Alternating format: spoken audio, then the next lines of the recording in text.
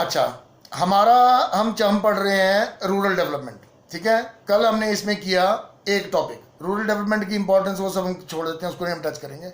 कल हमने किया एग्रीकल्चरल फाइनेंस या एग्रीकल्चर रूरल क्रेडिट का।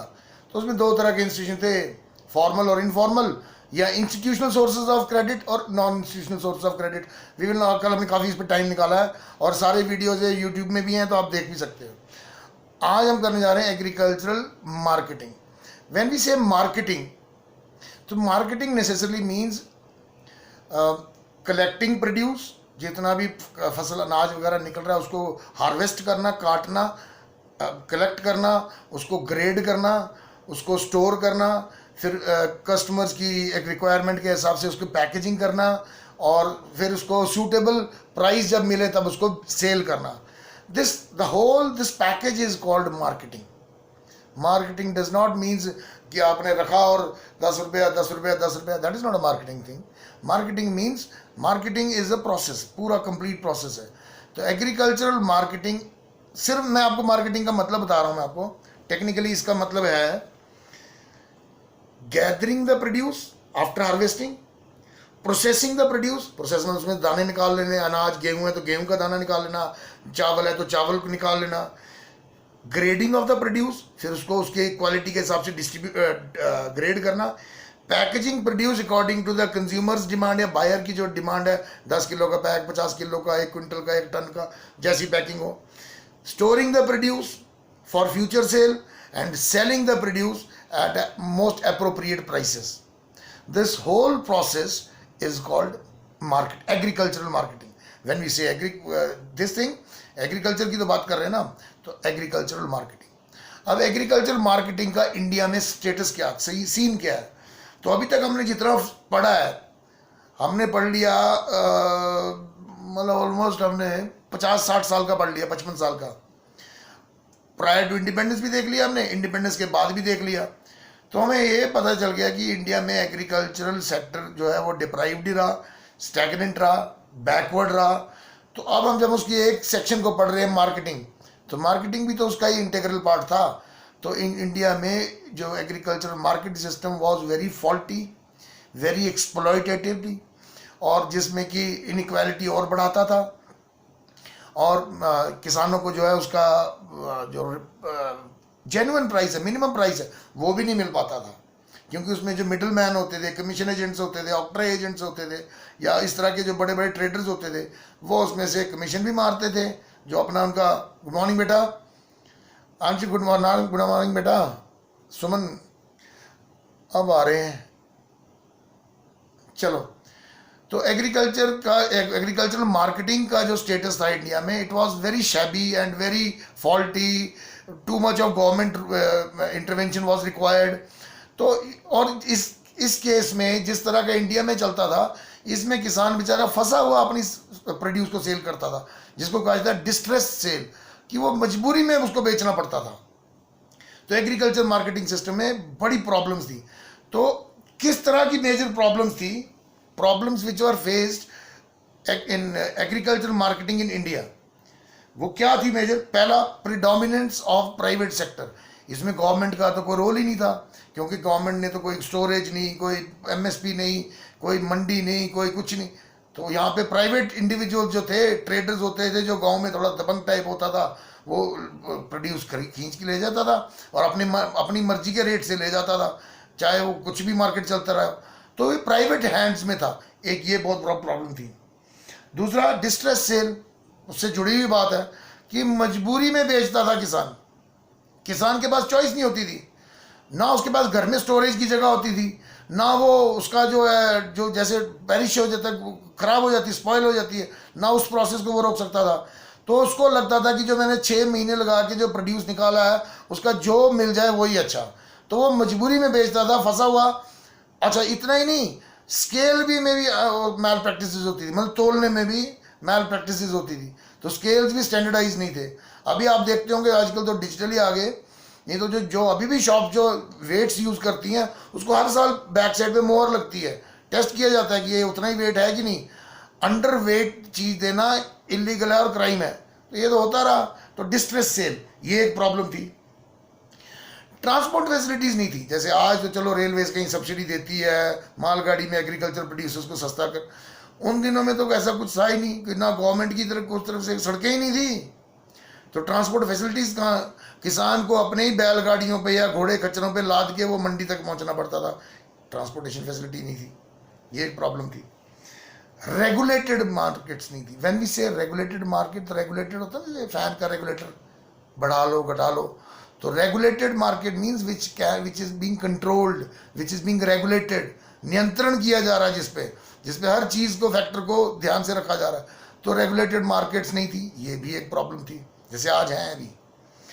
इंफ्रास्ट्रक्चर नहीं था, उसमें खैर वही आ गया, स्टोरेज और वही सब आ गया। लॉन्ग चेन ऑफ इंटरमीडियरीज, बड़े किस्म के दलाल होते थे। किसान बेचारा भी गांव से निकलता था, पहले गांव का एक दलाल होगा, फिर उस जिले का बड़ा होगा, फिर उस मंडी का और बड़ा, तो वो हो सकता है उसको बेचारे को 3 जगह कमीशन खा जाते हैं उससे, और किसान के पल्ले कुछ ना पड़ता हो। मतलब वो 100 रुपये की चीज़ बेचने पे किसान को 10 मिलते हो, बाकी के 90 रुपये वो 3 बंदे बांट जाते हो। मतलब एग्जाम्पल देके बता रहा हूँ, कोशिश कर रहा हूँ। तो इस तरह का सिस्टम था। तो ये प्रॉब्लम्स थी एग्रीकल्चर के मार्केटिंग सिस्टम में। देखो 3 ही टॉपिक है इस यूनिट में हमारे। एक रूरल क्रेडिट जो हम कर चुके कल, एग्रीकल्चरल फाइनेंस इसको कहते हैं। दूसरा हम जो आज कर रहे हैं एग्रीकल्चर मार्केटिंग, और तीसरा बड़ा छोटा सा है, वो बड़ा ऐसे टॉपिक है ऑर्गेनिक फार्मिंग या डाइवर्सिफिकेशन ऑफ एग्रीकल्चर। छोटा सा, ये भी इसमें इतना कुछ है नहीं, लेकिन सब कुछ पता होना चाहिए आपको। अच्छा, ये प्रॉब्लम्स थी। फिर गवर्नमेंट ने क्या इनिशिएट किया, what government did to regulate market और to bring reforms in agricultural marketing. तो उसमें गवर्नमेंट ने क्या क्या किया, measures initiated by government of India. सबसे पहला तो रेगुलेटेड मार्केट्स ही आई, मंडियां आई, लोकल लेवल की मंडियां आई। हर दूध की मंडी अलग से, मतलब पेरिशेबल गुड्स की मंडी अलग है, कंज्यूमर गुड्स की जो फ्रेश जिसको कहते हैं वेजिटेबल्स की, इनकी मंडी अलग है, ग्रेन्स की मंडी अलग है। तो there are various types of different mandis meant for various producers. जो डेली बेसिस पे डील करेगा दूध की मंडी में जाएगा, पनीर वगैरह क्योंकि उसकी आइटम डेली वाली है, या वेजिटेबल वाली मंडी में जाएगा, वेजिटेबल्स होंगी। तो जो ग्रेन्स हैं जो 4-6 महीने के बाद निकलनी है, वो ग्रेन वाली मंडी में जाएगा। तो देयर आर रेगुलेटेड मार्केट्स। तो एक तो ये किया, जो ऑर्गेनाइज्ड मार्केट्स हैं, ताकि वो एक्सप्लॉयटेशन और ब्रोकर्स वगैरह से बच सकें। अच्छा, अभी खैर ये तो बोल सकते हैं कि still there is a need to develop mandis. दूसरा क्या किया, फिजिकल इंफ्रास्ट्रक्चर डेवलप किया। When we say physical infrastructure, तो it includes roads, godowns, processing plants, फिर इस तरह का होल्डर जो बड़ा बफर स्टॉक वगैरह कर सकते हैं। तो इस तरह की चीज़ें जैसे roads, railways, warehouse, godowns, cold storage, processing units, these were the physical infrastructure which government of India initiated or which government of India introduced, and it is still in the making। अभी तो वो चल ही रहा है। हम अभी तक वो पूरी तरह से इंफ्रास्ट्रक्चर सफिशेंट कंट्री नहीं हुए। We are still a infrastructural deficient country. अभी भी इंफ्रास्ट्रक्चर की कमी ही है, हम सफिशेंट नहीं हुए यूएसए की तरह। तो अभी still there is a requirement to develop them further. फिर कोऑपरेटिव मार्केटिंग गवर्नमेंट ने इंट्रोड्यूस की। क्या होती है कोऑपरेटिव? देखो हिंदी में कहते हैं कोऑपरेटिव को सहकारी, कि बहुत सारे करने वाले when they come together to benefit everybody, that is cooperative. और कोऑपरेटिव के तो बड़े एग्जांपल्स हैं इंडिया में। अमूल देख लो, अमूल मिल्क यूनियन लिमिटेड, ये आज़ादी से पहले की कोऑपरेटिव सोसाइटी थी, और इसमें बफेलो सब लोगों ने रखी हुई थी, गायें रखी हुई थी, सब मिल्क लाते थे और एक जगह पे करते थे इकट्ठा। और वो ब्रिटिश डेयरी थी, बाद में हुई अमूल। अमूल को सरदार वल्लभ भाई पटेल ने, देखो Britishers came with their own interest, ये डेयरी इन्होंने बनाई थी to serve the British officers. उनको मिल्क और डेयरी प्रोडक्ट्स अच्छे मिल सकें, उसके लिए इन्होंने उधर ही गुजरात में ही शुरू किया था। लेकिन when they were leaving they dismantled everything except for 3-4 refrigerators which they left here. तो people went to Sardar Vallabhbhai Patel, then he manage some amount and they started the Amul thing. Now लोग कितना बड़ा वो यूनियन है, मेरे ख्याल पता नहीं कितने लाखों लोग जुड़े हुए जो हर रोज दूध लेके जाते हैं, एंड एवरीबडी इज बेनिफिटेड। क्यों? क्योंकि when there is a collective sale you have a strong bargaining power. क्योंकि आप सब मिल के सामान बेच रहे हो, तो सबसे पहले ये पॉसिबिलिटी ये खत्म हो जाती है खरीदने वाले की कि तू नहीं देगा तो मैं किसी और से ले लूंगा। अगर इंडिविजुअल जाएगा बेचने के लिए तो सेलर हमेशा एक्सप्लॉइट करता है ये कह के कि तू नहीं देगा मैं दूसरे से ले लूंगा, मैं उससे नहीं तो मैं उससे ले लूंगा। लेकिन जब आप सब when you all come together and form a one body, ये रूल आउट हो गया, तब आपकी बार्गेनिंग कैपेसिटी भी बढ़ गई, पावर भी बढ़ गई, you can get good price for that. तो एक ये कदम गवर्नमेंट ऑफ इंडिया ने बड़ा उठाया कोऑपरेटिव मार्केटिंग का। और अभी भी देखो जहाँ प्याज बड़ा निकलता वहाँ प्याज की कोऑपरेटिव मार्केटिंग मंडी होगी, जहाँ पे स्पाइसेस ज़्यादा निकलती हैं केरला में, प्याज वाला तो मैं नासिक की मंडी बता रहा हूँ सबसे बड़ी, और मध्य प्रदेश में भी एक जो स्पाइसेस की है ट्रिवेंड्रम कोची में सबसे बड़ी एशिया की स्पाइसेस की मंडी है, क्योंकि स्पाइसेस की मार्केट वहाँ पे है। तो कोऑपरेटिव सोसाइटीज़, अमूल का बता रहा हूँ आपको अभी एग्जांपल, इस तरह के कई कोऑपरेटिव सोसाइटीज़ हैं। तो कोऑपरेटिव सोसाइटीज़ में ये पक्का होता है, मार्केटिंग अच्छी हो जाती है, सामान के प्राइस अच्छा मिल जाता है। तो गवर्नमेंट ऑफ इंडिया ने जो प्रोग्राम्स इनिशिएट किए एग्रीकल्चर प्रोड्यूस की मार्केटिंग अच्छी करने के लिए, मैं फिर से बताता हूँ, पहला रेगुलेटेड मार्केट, ये मार्केट में रेगुलेशन, नियम कानून, गाइडलाइंस वगैरह लागू की। दूसरा प्रोविजन ऑफ फिजिकल इंफ्रास्ट्रक्चर, कि देश में जो आर्थिक ढांचा है जो फिजिकली होता है स्टोरेज के लिए, प्रोसेसिंग यूनिट्स के लिए। अभी लीची निकली है, लॉकडाउन में तो नहीं बेच सके, नहीं सामान जा सका, पर वहीं तो प्रोसेस कर सकते थे ना, तो उन्होंने वहीं पे प्रोसेस कर ली होगी, पल्प निकाल के स्टोर करके रख लिया। तो प्रोसेसिंग प्लांट्स, उससे भी प्रोड्यूस का वैल्यू अच्छी हो जाती है और वेस्टेज नहीं होती। तो physical infrastructure government of India ने तैयार किया, ये किया। कोऑपरेटिव फार्मिंग तीसरा, तो ये तीन बड़े काम किए। चौथा काम किया एमएसपी, मिनिमम सपोर्ट प्राइस। ये खैर काफ़ी देर से हुआ है, इसमें ईयर तो नहीं लिखा इधर किसी भी बुक में, नहीं तो मैं बताता ये कब पहली बार इंट्रोड्यूस हुआ था। ये I don't know, will find it, हम ढूंढ लेंगे इसको। एमएसपी का मतलब है मिनिमम सपोर्ट प्राइस, मतलब हर, चाहे वो समर क्रॉप है, खरीफ क्रॉप है, रबी क्रॉप है, जो भी लेवल की क्रॉप इंडिया में क्लासिफिकेशन की है, हर क्रॉप में हर स्टेट अपने फार्मर्स के लिए गवर्नमेंट का एक प्राइस डिसाइड करती है, अनाउंस करती है। जैसे अभी मक्की निकलेगी नॉर्थ इंडिया में, तो कई स्टेट होंगी, हिमाचल होगी, या मक्की वैसे गवर्नमेंट ऑफ इंडिया लेती नहीं है, तो इसका एमएसपी नहीं होगा।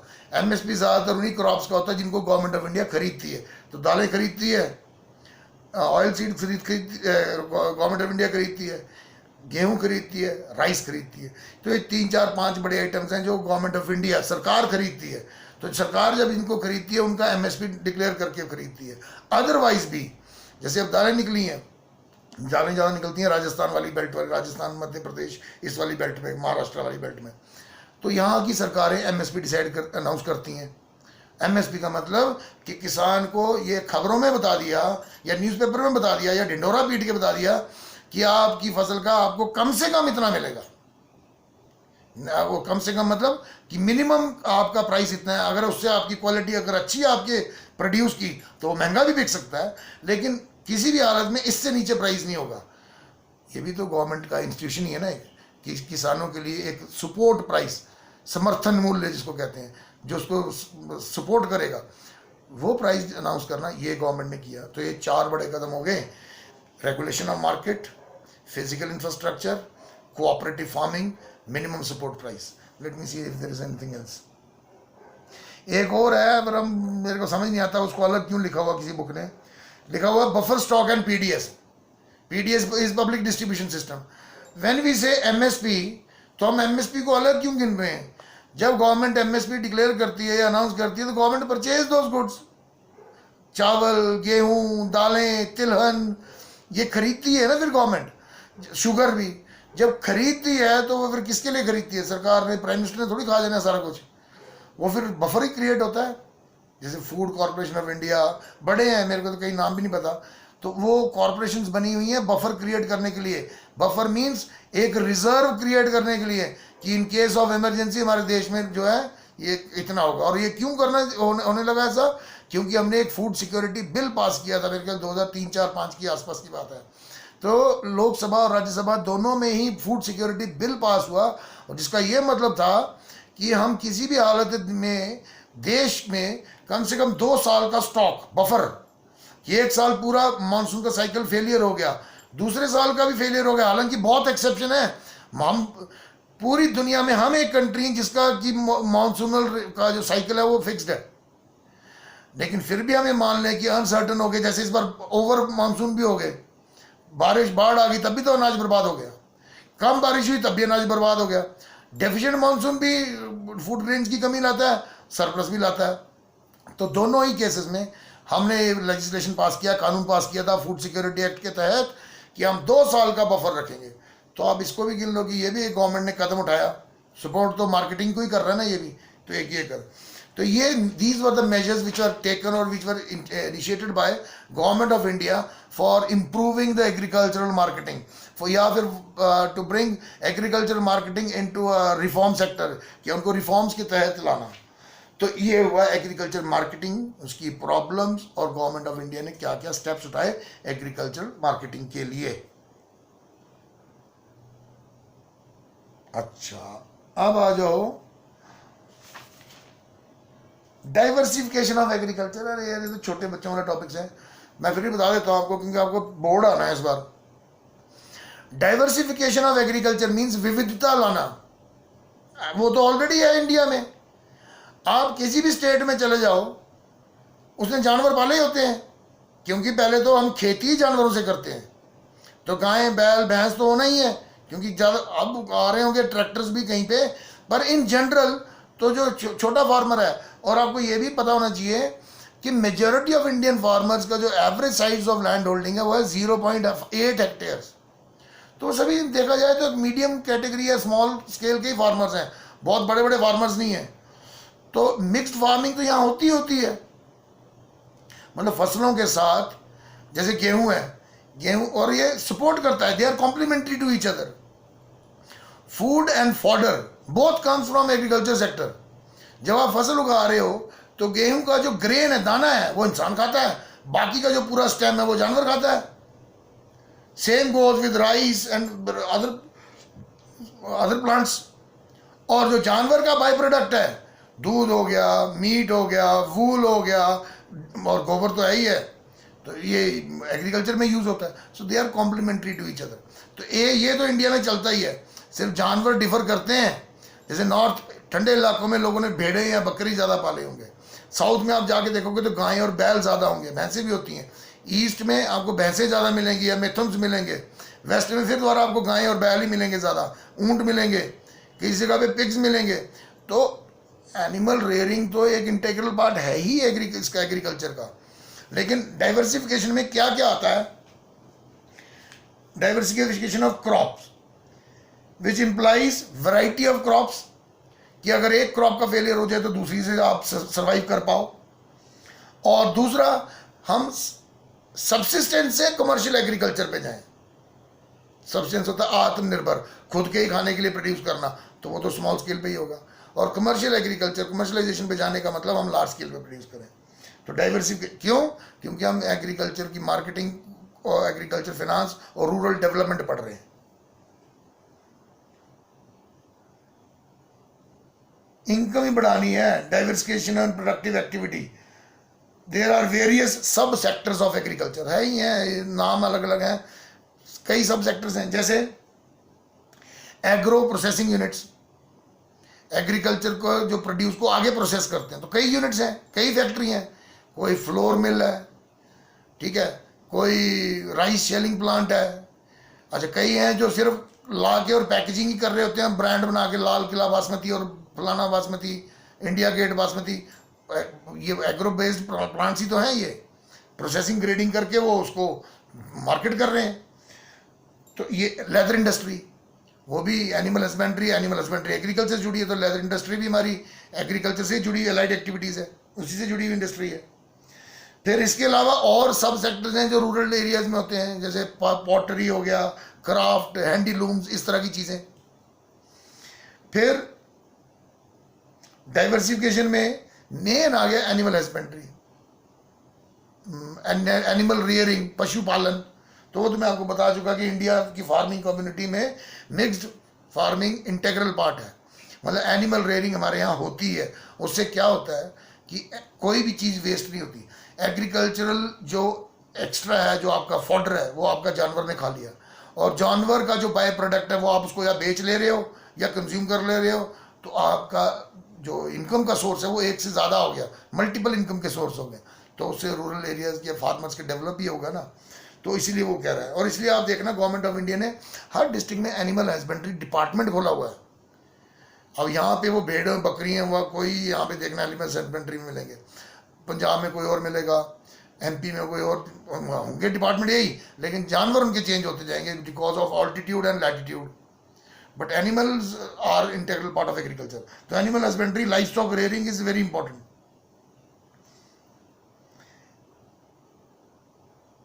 पोल्ट्री, क्या बोलते हैं इसको, मुर्गी पालन, वो भी एग्रीकल्चर से जुड़ा हुआ है, क्योंकि वही लोग इसमें उसका बाय प्रोडक्ट और उसके वेस्ट जो है उसको एज ए मैन्योर यूज करते हैं। डेयरी सेक्टर, वो भी एग्रीकल्चर से जुड़ा हुआ है। अच्छा, इसमें एक चीज बता रहा है वो कि ऑपरेशन फ्लड, जैसे ग्रीन रेवोल्यूशन था वैसे ऑपरेशन फ्लड एक था, उसके तहत milk production of India has increased by more than 8 times between 1951 to 2014। Years भी काफ़ी हैं, देखो ना, 2051 में 49 ईयर्स उसके और 14 इसके, तो ऑलमोस्ट 59-60 ईयर्स, लेकिन 8 गुना बढ़ गया डेयरी मिल्क प्रोडक्शन। तो इसको, जिसके तहत मिल्क को प्रोड्यूस किया गया, कोऑपरेटिव फार्मिंग, भैंसों को खरीदने के लिए सब्सिडी, फिर इस तरह की फैसिलिटीज सरकार ने दी जिस ऑपरेशन फ्लड के तहत, जिससे कि हमने मिल्क प्रोड्यूस को बढ़ाया। तो ये भी तो एग्रीकल्चर से जुड़ा हुआ है और एलाइड एक्टिविटीज में आएगा और एनिमल हस्बेंड्री में आएगा, पोल्ट्री भी, डेयरी फार्मिंग भी, मीट भी, ये सब उसी में आएगा ना।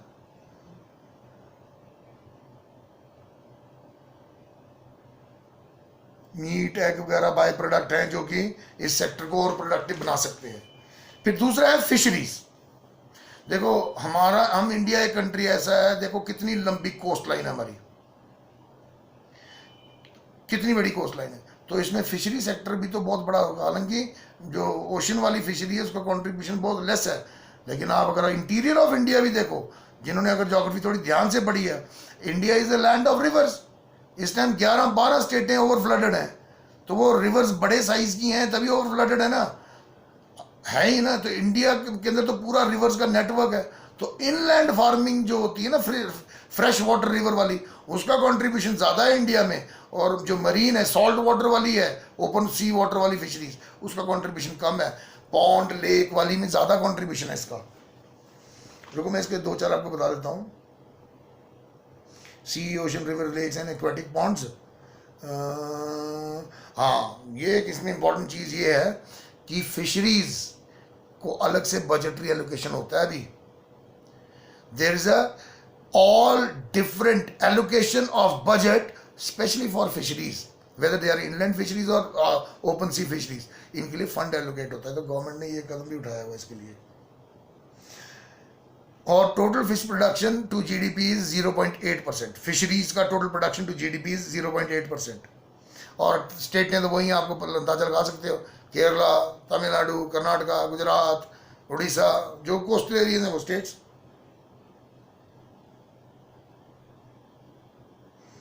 वुमेन्स का पार्टिसिपेशन फिशरीज में कम है, फिशरीज प्रोडक्शन में, लेकिन मार्केटिंग, फिशिंग की जो मार्केटिंग है उसमें वुमेन का कंट्रीब्यूशन ज़्यादा है।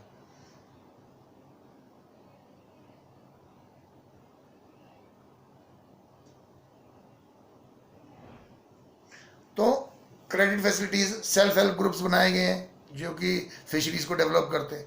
तो ऑल्टरनेटिव सोर्सेज में दूसरा आ गया फिशरीज, और तीसरा है हॉर्टिकल्चर। 3 बताए ना आपको मैंने, हम पढ़ रहे हैं। देखो इस चैप्टर का नाम है, मैं फिर से बता देता हूँ कि कंफ्यूज नहीं होना। चैप्टर का नाम है रूरल डेवलपमेंट। पहले हमने रूरल डेवलपमेंट, उसकी इंपॉर्टेंस, उसकी प्रॉब्लम्स डिस्कस की। फिर इसमें 3 हेडिंग थे, रूरल फाइनेंस या रूरल क्रेडिट या agriculture credit, agriculture marketing, diversification of agriculture.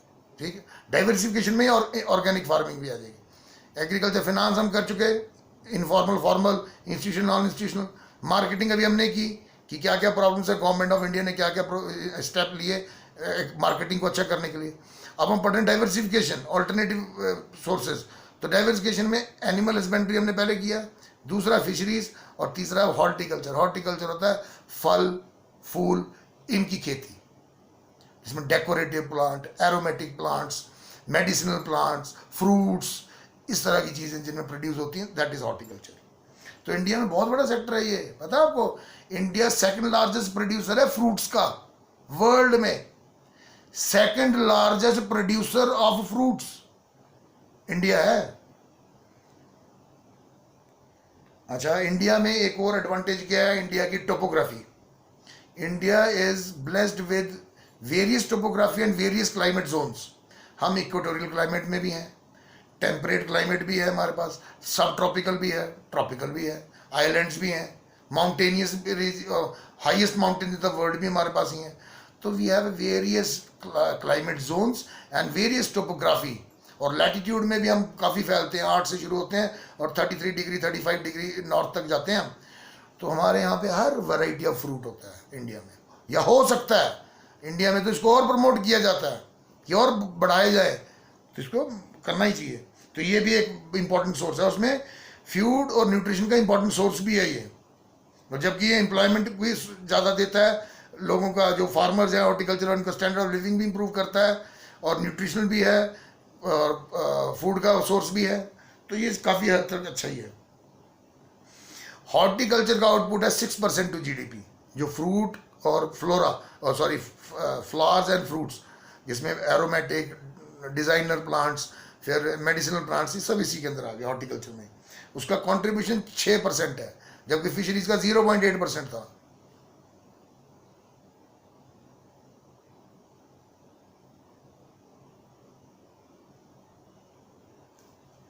अब इसमें एक डाटा इसने दिया है कि फ्रूट्स और वेजिटेबल्स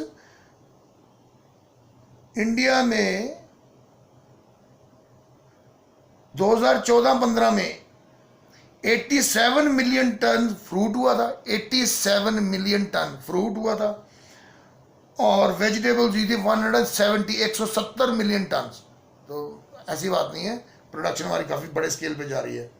और economic condition of the farmers who are engaged in horticulture is better than those who are engaged in normal या कन्वेंशनल एग्रीकल्चर, जो गेहूं और चावल ही उगाते हैं, उनके कंपैरेटिवली जो हॉर्टिकल्चर वाले फार्मर्स हैं, उनका स्टैंडर्ड ऑफ लिविंग अच्छा है।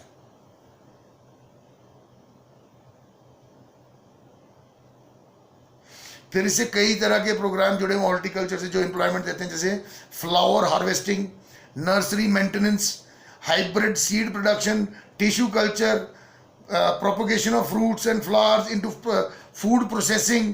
ये काफ़ी इसकी वैरायटीज़ हैं। 2 अलग तरह की उनको जेनेटिकली चेंज करना, इस तरह की चीज़ें भी करते हैं। तो ये काफ़ी तरह के अलग अलग तरह के एम्प्लॉयमेंट्स को भी अट्रैक्ट करता है और लोगों को काफ़ी जॉब अपॉर्चुनिटीज़ ऑफर करता है। इसके अलावा increasing role of information technology, ये 3 तो आ गए ना मेन, एनिमल हस्बेंड्री, फिशरीज और हॉर्टिकल्चर। इसके अलावा आईटी, इंफॉर्मेशन टेक्नोलॉजी, इसका भी काफ़ी रोल है। काफ़ी तरह का ये डाइवर्सिफिकेशन लाता है एग्रीकल्चर में। जैसे आप सॉइल टेस्टिंग कर सकते हो, जीआईएस मैपिंग से आप ये देख सकते हो कि यहाँ पे कितना सरफेस एरिया कवर हुआ है और कितना वेकेंट है, ठीक है। फिर आप पर हेक्टेयर एक्टिविटी मेजर कर सकते हो लेज़र से। तो कई तरह की चीज़ें हैं कंप्यूटर जो, अच्छा फिर आपको इतना ही क्यों, फिर आपको फोरकास्ट पता लग सकता है कंप्यूटर से। फिर आपको ये पता लग सकता है कंप्यूटर से कि कौन सी सॉइल टाइप है, इसके लिए बेस्ट क्रॉप कौन सी है। तो आईटी कई तरह की सॉल्यूशंस लाता है आपके लिए, मतलब एग्रीकल्चर एरिया में। It has a quite a positive impact. और एम्प्लॉयमेंट पोटेंशियल तो है ही है। अब आ जाओ, आपका लास्ट टॉपिक है ऑर्गेनिक फार्मिंग। मेरे ख्याल से आपको पता होगा ऑर्गेनिक फार्मिंग क्या होती है। देखो, it has completed the whole circle. कैसे? इंडिया में पहले ऑर्गेनिक ही होती थी, लेकिन यूएसए ने केमिकल इंडस्ट्रीज के बाय प्रोडक्ट से फर्टिलाइजर खोज लिया जी। यूएसए ने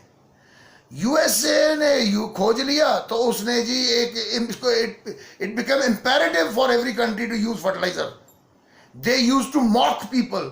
वो मजाक उड़ाते थे 60s और 70s में इंडिया में आके कि you still use cow dungs and अलग अलग वर्ड यूज करते हैं, जबकि इतने इतने बढ़िया फर्टिलाइजर और वो आए हुए हैं केमिकल पेस्टिसाइड्स, जिससे कि आपकी वो फसलें बर्बाद ना होंगी, ये नहीं हो। तो दे यूज टू मॉक अस। और यही वजह है कि उन्होंने खुद तो यूज किया, अमेरिकन ने खुद तो यूज किया, यूरोप में भी यूज किया, और खुद पहले बंद कर दिया, और हमारे यहाँ अभी भी चल रहा है। और इसका रिजल्ट आने में, जैसे अभी हम मोबाइल है, मोबाइल को आए हुए इंट्रोड्यूस हुए मुश्किल से मेरे ख्याल से कोई 20 साल हुए हैं, 20 साल के करीब हुए। अभी थोड़ी ना इसका हार्म पता लगेगा, इसका अगर कोई नुकसान है, अगर है तो वो 2 और 10 साल में पता चलेगा या 15-20 साल में पता चलेगा। फर्टिलाइजर के साथ भी यही हुआ, उन्होंने बंद कर दिया, वो they are shifting to organic because soil totally degrade होगी, खत्म हो गई है, वो सॉइल में प्रोड्यूस करने की कैपेसिटी नहीं रही, न्यूट्रिएंट्स खत्म हो गए हैं। Excessive use of fertilizers and chemicals degrade soil, उसको बंजर बना देता है। तो अब वापस आ गए ऑर्गेनिक पे, they are switching over to organic कि हम ऑर्गेनिक प्रोड्यूस करेंगे, लेकिन इंडिया में वो फिर कर रहे हैं। आपको मैं एक एग्जांपल बताता हूँ, केरला में कैश्यू नट्स, काजू होता है जो, इसकी एक पूरी बेल्ट है उस एरिया में। तो अमेरिका की कंपनी ने अपने आप को प्रमोट करने के लिए क्या किया, उसका जब उसको कुछ किसी साल प्रॉब्लम आई, उसमें कोई कीड़ा लग गया, कोई ऐसा कुछ तरह का पेस्ट वगैरह, उसने इन जनरल सबको स्प्रे कर दिया, एरियल स्प्रे, बिना किसी को पूछे। केस चला हुआ इसका, बिना किसी को पूछे वो ठीक भी हो गया और वो प्रोड्यूस भी बढ़ गया, और उसी के बाद उसकी सेल्स इतनी बढ़ गई उस पेस्टिसाइड की उस एरिया में। लेकिन उसका नुकसान क्या हो गया, इतना ज़्यादा नुकसान हो गया कि वहाँ पे जो बच्चे पैदा हो रहे हैं वो डिफॉर्मिटीज़ के साथ पैदा हो रहे हैं, मतलब ब्रेन का साइज छोटा है या स्वेल्ड ब्रेन है, इस तरह की प्रॉब्लम्स होने लगी। तो ये these are unknown territories. USA experiment करता है अपनी प्रॉफिट मेकिंग के लिए, और वो उनको इम्प्लीमेंट करता है डेवलपिंग थर्ड वर्ल्ड कंट्रीज पे, अफ्रीका पे, एशिया पे। तो this is the big business. So now our last topic is organic farming. And organic farming, why we are studying organic farming in the first place? Because organic farming is is another type of alternative source of employment. And since it is getting famous for last in one decade, so that's why we are studying it. होती क्या है organic farming?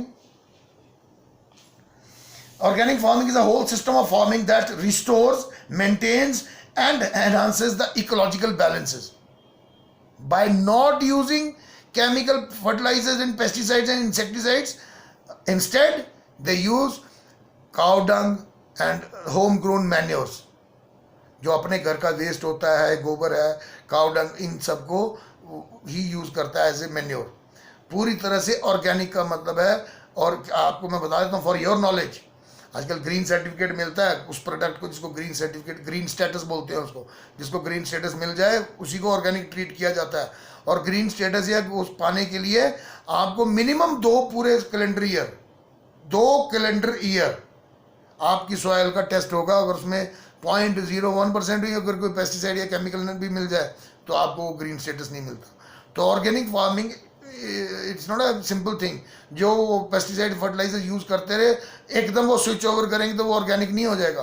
पहले आपको land को उसके equivalent करना पड़ेगा, और इन नॉर्थ ईस्ट में it is being practice very successfully. Benefits क्या हैं इसके ऑर्गेनिक फार्मिंग के? बहुत सारे बेनिफिट्स हैं बेटा। पहला इकोनॉमिकल है, छोटा फार्मर भी, पेस्टिसाइड फर्टिलाइजर्स हाइब्रिड सीड्स यही होते हैं ना महंगे, गोबर तो हर जगह सस्ता ही मिलता है, तो इकोनॉमिकल है। जनरेशन ऑफ इनकम, इसकी मदद से इनकम जनरेट की जाती है, क्योंकि ये 10 टाइम्स महंगा बिकता है ऑर्गेनिक फूड। यूएस मार्केट्स में बिकता है सबसे ज़्यादा, या सऊदी वाले भी खरीदते होंगे भाई, they are very rich people, लेकिन 10 गुना रेट पे बिकता है। अगर एक आम $1 का है तो ऑर्गेनिक आम $10 का होगा एक आम, तो इनकम भी है। Healthy food for obvious reasons. Environment friendly, when you do not use chemical fertilizers and pesticides, you do not harm the ecological balance, आप सॉइल को भी न्यूट्रिशन वैल्यू नहीं खत्म कर रहे हो, तो इकोनॉमिकल फ्रेंडली। जनरेट्स एम्प्लॉयमेंट, ये लेबर इंटेंसिव काम है, इसमें मशीनें नहीं है इस्तेमाल होती ज़्यादा। Organic farming is all done by hands, तो ये लेबर इंटेंसिव जॉब है, तो एम्प्लॉयमेंट भी जनरेट करेगा। मेंटेन्स इकोलॉजिकल फ्रेंडली इकोसिस्टम, ना ही वो फिर वैसे पैदा होंगे, बच्चे पैदा होंगे डिफॉर्मिटीज़ के साथ, इकोलॉजिकली बैलेंस रहेगा इसमें। तो ये इसके बेनिफिट्स हैं ऑर्गेनिक फार्मिंग के।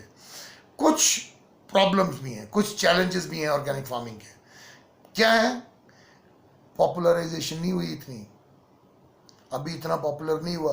जो कंट्रीज़ को समझ गए हैं, जैसे अब ज़्यादातर डेवलप कंट्रीज ही हैं, यूएसए हो गया, यूरोप हो गया, इन्हीं कंट्रीज़ में डिमांड है ज़्यादा ऑर्गेनिक फूड की, because they have understood and they can afford organic food even if it is scarce. 10 गुना महंगा बिकने पे, तो एक तो ये कि needs popularity, still it is not popular. दूसरा, इसके लिए इंफ्रास्ट्रक्चर और इसकी मार्केटिंग के लिए तो कोई बनाया ही नहीं है। इंडिया में तो वही मार्केटिंग है ना, सारी मार्केट्स वही हैं। ऑर्गेनिक प्रोडक्ट को बेचने के लिए मार्केट कहाँ है? अगर मान लो मैं अपने गांव में 2 साल लगा के और किसी तरह से, तो मैंने बेचना कहाँ है? वो इसकी कमी है। लेस आउटपुट, अब हाइब्रिड सीड यूज होगा, फर्टिलाइजर यूज होगा तो इतना निकलेगा गेहूं, लेकिन ऑर्गेनिक में इतना निकलेगा, तो प्रोड्यूस तो लेस होगा ही, बट ऑर्गेनिक होगा, तभी प्राइस ज्यादा है। Simple economics, scarce the commodity higher the price, abundance the commodity lesser is the price. Shorter shelf life, क्योंकि नेचुरल होता है, केमिकली ट्रीटेड नहीं होता है, इसकी शेल्फ लाइफ कम होती है। मतलब अगर आपका ऑर्गेनिकली ग्रोन घिया है, हो सकता है आपका एक ही दिन निकाले, लेकिन जो पेस्टिसाइड वाला घिया वो 2 दिन 3 दिन भी रह जाएगा। तो when they are not chemically treated तो उनका शेल्फ लाइफ कम होती है, ये भी एक प्रॉब्लम है। और लिमिटेड चॉइस ऑफ प्रोडक्शन, कि इसमें प्रोड्यूस करने के लिए चॉइस बड़ी लिमिटेड है। आपको ऑर्गेनिक बीज, आपको पूरा सेटअप वैसा चाहिए, वैसी क्लाइमेट वैसा सूटेबल चाहिए ना, तो इसके लिए आपके पास क्रॉप्स ही बड़ी कम बच जाती हैं ऑर्गेनिक मार्केट में। तो ऑर्गेनिक में एक ये भी, तो ये प्रॉब्लम्स क्या आ गई? पॉपुलराइजेशन की कमी है, इट नीड्स पॉपुलराइजेशन। दूसरा, inadequate infrastructure and marketing facilities. तीसरा, आउटपुट इसकी लो है, बड़ा हाई यील्डिंग नहीं है, बहुत ज़्यादा नहीं निकलता सामान। शॉर्टर शेल्फ लाइफ, कि इसका ऑर्गेनिक प्रोड्यूस कमोडिटी की शेल्फ लाइफ कम होती है। और finally, limited choice of production, कि भाई प्रोड्यूस करने के लिए लिमिटेड चॉइस ही हैं, ज़्यादा गुड्स नहीं है प्रोड्यूस करने के लिए। तो ये हो गया आपका रूरल डेवलपमेंट।